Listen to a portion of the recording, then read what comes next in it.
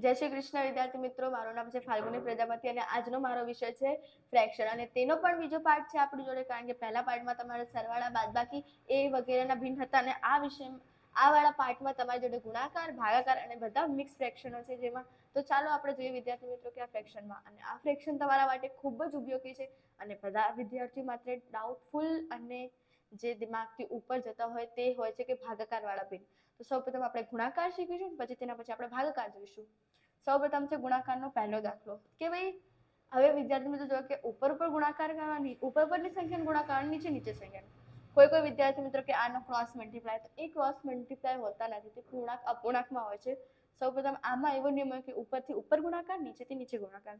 તો 5 તરી તો કે 15, 2 ચોક તો કે 8, તો 2 ચોક 8.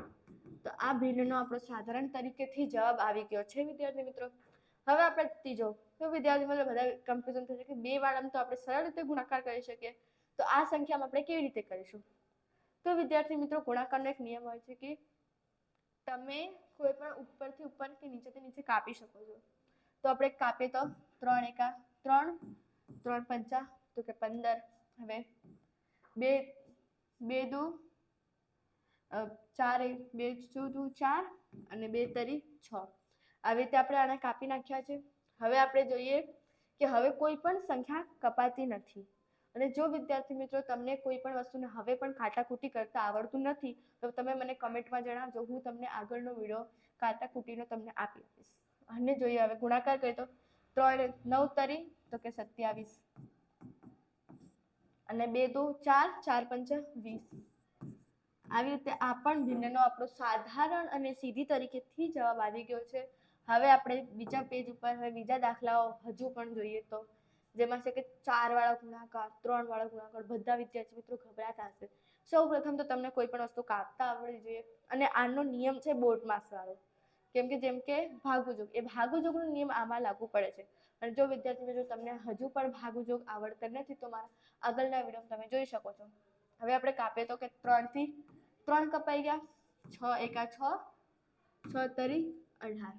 હવે આપણે કાપીએ, હજુ પણ કપાય છે કે 2 એકા 2, 2 દુ 4.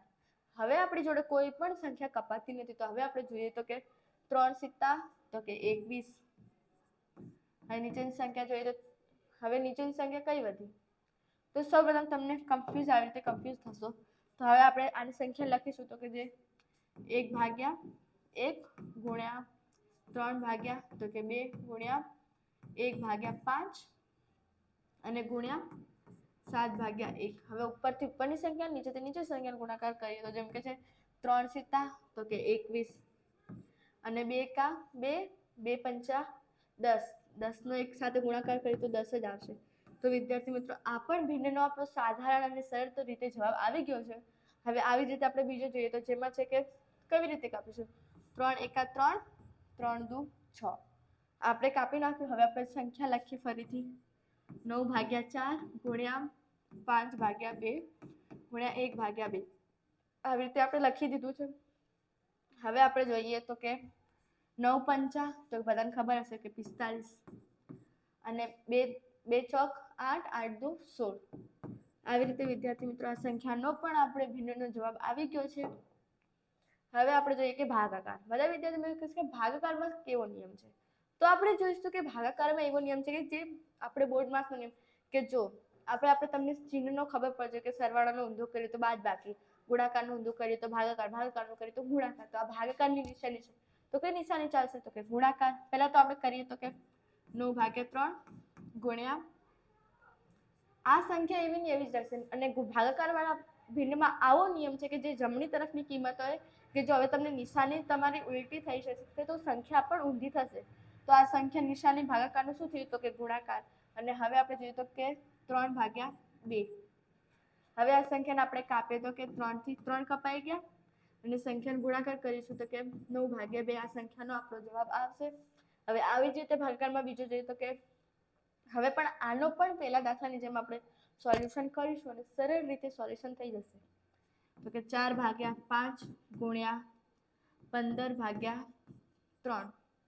હવે આપણે કાપીએ તો કે 5 એકા 5, 5 તરી 15. આ રીતે કપાઈ ગયું. હવે સંખ્યાનો સામસામે ઉપરની સંખ્યા ઉપર સાથે નીચેની સંખ્યા નીચે સાથે ગુણાકાર કરીએ તો 3 ચોક તો કે 12 નીચે 3 એકા 3. આવી રીતે આ ભિન્નનો આપણી જોડે જવાબ આવી ગયો છે. હવે વિદ્યાર્થી મિત્રો થોડાક મોટા જ આવા ભિન્ન જોઈએ કે જે 4 સંખ્યા વાળા હોય. હવે આપણે સંખ્યામાં જોઈશું કે મિશ્ર ભિન્ન. બધા વિદ્યાર્થી મિત્રો આમ જ ગભરાય છે અને આમ જ બધા વિદ્યાર્થી મિત્રોના દાખલા ખોટા થાય છે કે ભાઈ મિશ્ર એટલે શું? તો બધા ગભરાય છે કે મિશ્રમાં કેવા હોય, તો તેમાં સરવાળા પણ હશે, બાદબાકી પણ હશે, ગુણાકાર પણ હશે અને ભાગાકાર. એ બધી વસ્તુ આમ મિક્સમાં જ હશે. હવે આપણે પહેલો ભાગાકાર જોઈએ કે આવી રીતે બધા વિદ્યાર્થી મિત્રો કે હવે શું કરીશું એમાં? તો વિદ્યાર્થી મિત્રો એમાં આપણે બોર્ડ માસનો નિયમ લાગુ પડશે કે પહેલા કઈ નિશાની દેખાશે કે ભાગાકાર કરીશું, ગુણાકાર કરીશું, સરવાળો કરીશું, બાદબાકી કરીશું. તો આપણે જોયું તો કે 1/3 જમણી બાજુની કિંમત ઉલટી કરીએ તો કે ગુણાકારમાં 4/2. હવે વત્તા 4/5 અને આગળ કરીશું ગુણાકારનો તો કે 3/2. આવું થઈ ગયું. હવે આ સંખ્યાનો ગુણાકારથી ગુણાકાર કરીએ અને આ બાજુ ગુણાકાર કરીશું તો સાધારણ રીતે આપણો જવાબ આવી જશે. તો કરીએ તો કે 4 એકા 4, 3 દુ 6 વત્તા 4 તરી 12 ભાગ્યા 5 દુ તો કે 10. હવે આ સંખ્યાનો લસા લઈએ, 2 અને 6 અને 10 નો લસા લઈએ તો કે 6,10. અને તમને લસા ગુસા તો તમને આવડતા હશે. જે વિદ્યાર્થી ના આવડતા હોય તો આગળના વિડીયોમાં જોઈ લેજો. કે જેમ કે 2 તરી 6, 2 પંચા 10. હવે 3 થી કપાશે 1, 5 અને 5 થી કાપે તો 1. તો 3 પંચા 15, 15 દુ તો કે 30. તો આપણો લસા આવશે 30. હવે વિદ્યાર્થી મિત્રો આપણી જોડે લસા 30 6 તો કે 6 પંચા તો કે 30, 10 તો કે 10 તરી 30. હવે જોઈએ તો કે 4 તો 4 પંચા તો કેટલા થાય? બધાને ખબર હશે કે 20 અને 12 તરી તો કે 12 તરી તો કે 36. અને હવે આપણે આ સંખ્યાનો જવાબ આવે તો કે 20 ને 30 તો કે 50. 50/30 આ સંખ્યાનો આપણો જવાબ આવે છે. અને વિદ્યાર્થી મિત્રો તમે હજુ પણ જેમ કે કાપો તો 0 થી 0 કાપશો તો 5/3 જવાબ આવશે. હવે આવી જ રીતે આપણે બીજો જવાબ ક્વેશ્ચન જોઈએ કે જેમાં છે કે કોઈ વિદ્યાર્થી મિત્રો હજુ પણ ગભરાય છે કે આવા બાદબાકી વાળા પણ આવશે. હવે તમને આ સંખ્યામાં બાદબાકી દેખાશે તો શું તમે ગભરાઈ જશો? તો કે ના. હવે એમાં પણ આપણે બોર્ડ માસનો નિયમ કરીશું. તમને બોર્ડ માસ ના આવડતો હોય તો આગળના વિડીયો તમે જોઈ શકો છો. તો આપણે ગુણાકારનું જે સંખ્યા પહેલા લખીએ તો કે 4 ગુણ્યા 5/3 વત્તા 5/2 ગુણાકાર 2/3. એ આપણે કરી દઈશું. સૌ પ્રથમ તો નિશાની બદલવાની. હવે આપણે કાપીએ તો કે 3 એકા 3, 3 તરક 9 અને હજુ 2 થી 2 કાપી જઈશું. આ રીતે કપાઈ ગયું. હવે આપણે જોઈએ તો કે 3/4 ગુણ્યા 5/1 વત્તા 5/1 ગુણાકારમાં 1/3. આવી રીતે આપણી જોડે જવાબ રહેશે. હવે આ સામથી સામે ગુણાકાર કરીને વત્તા કરીશું તો આપણો સાધારણ તરીકે જવાબ આવી જશે. તો કે 5 તરી 15/4 વત્તા 5/3. અને 4 અને 3 એ અલગ અલગ એક યુગ્મ અને એક અયુગ્મ સંખ્યા છે. તો આ બંને સંખ્યાનો આપણે ગુણાકાર કરીશું તો કે લસા લઈશું તો કે 12 લસા આવશે તો 4 ના ઘડિયામાં 3 વખત ને 3 ના ઘડિયામાં 4 વખત તો 15 તરી તો બધાને ખબર હશે 45 વત્તા 5 ચોક તો કે 20.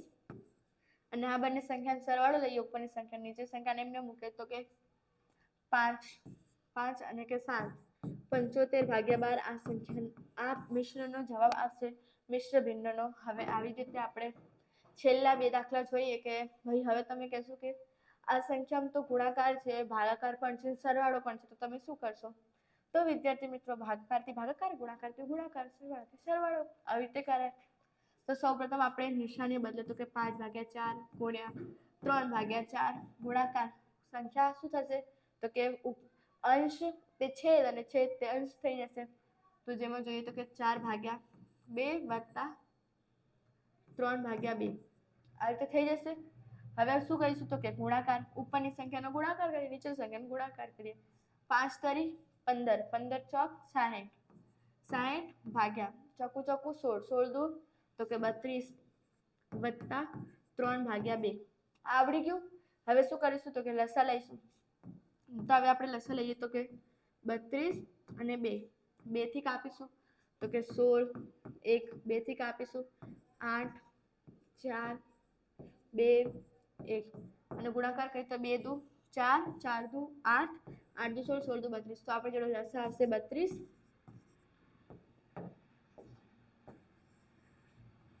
હવે આવી જ રીતે કે હવે ઉપરની સંખ્યા ગુણાકાર તો 32 એ 32 ના ગણામાં એક વખત 32. તો હવે કેવી રીતે કાપીશું કે ભાઈ 2 કા 2 વધુ 4, 2 દાન 20, 2 ઈઠા 16, 16 દુ તો કે 32, 16 વખત આવશે ઘડિયામાં. હવે કરીએ તો કે 60 એકા તો કે 60 વત્તા 3 6 16 તરી તો કે 48, 16 તરી 48. આ બંને સરવાળો લઈએ અને આપણો સાચો જવાબ આવશે તો કે 108 ભાગ્યા 32.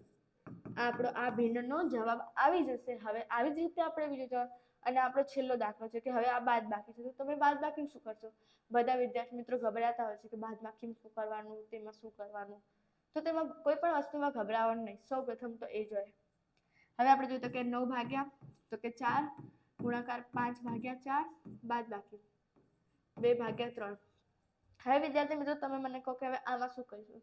તો બધાને હવે વિદ્યાર્થી મિત્રો ખબર પડી હશે કે ભાગાકાર હોય તો તેની જમણી બાજુની જે નિશાની હોય, જમણી બાજુની જે સંખ્યા હોય તેનું અંશનું છે છેદનું અંશ એમાં ફેરવવાનું હોય છે. તો કે ગુણાકાર તો કે 6 ભાગ્યા 8. હવે આપણે સંખ્યાઓ કાપીએ તો કે સૌ પ્રથમ સંખ્યા કાપીશું તો કઈ કપાશે? 3 એકા 3, 3 દુ 6 કપાઈ ગયું. હવે આપણે લખીએ સંખ્યાને ફરીથી કે 4 ગુણાકારમાં 5 ભાગ્યા 4 બાદ બાકીના 2 ભાગ્યા 1 ગુણાકાર 2 ભાગ્યા 8. આવી રીતે આપણી જોડે આવે છે. હવે આપણે ગુણાકાર કરીએ તો કે 4 9 પંચા તો બધાને ખબર હશે 45 ભાગ્યા 16 બાદ બાકીના કે 2 દુ તો કે 4, 4 ભાગ્યા 8. આવી રીતે આપણી જોડે સંખ્યા આવે છે. હવે આપણે આ સંખ્યાને લસા લઈએ તો કે 8 અને 16 નો લસા લઈએ તો શું થશે? તો કે 16 8 2 થી તો કે 8 4 2 થી 4 2 2 દુ 4, 4 દુ 8, 8 દુ 16. આપણી જોડે લસા આવશે 16.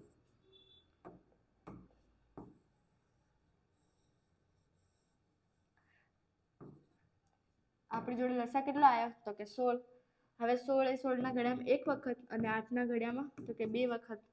હવે આપણે જોઈએ તો કે 45 એકા તો કે 45 અને બાદ બાકી 4 દુ તો કે 8 અને આપણે 8 કાઢીએ 45 માંથી તો કેટલા આવે? તો કે 37 ભાગ્યા 16. તો આ પણ આપણો છેલ્લા ભિન્નનો સાધારણ રીતે જવાબ આવી ગયો છે. અને વિદ્યાર્થી મિત્રો તમે આવી જ રીતે મારા આગળનો વિડીયો તમારે કયો જોઈએ છે તે મને કોમેન્ટમાં જણાવજો. તો ત્યાં સુધી મળીશું તો કે રાધે રાધે.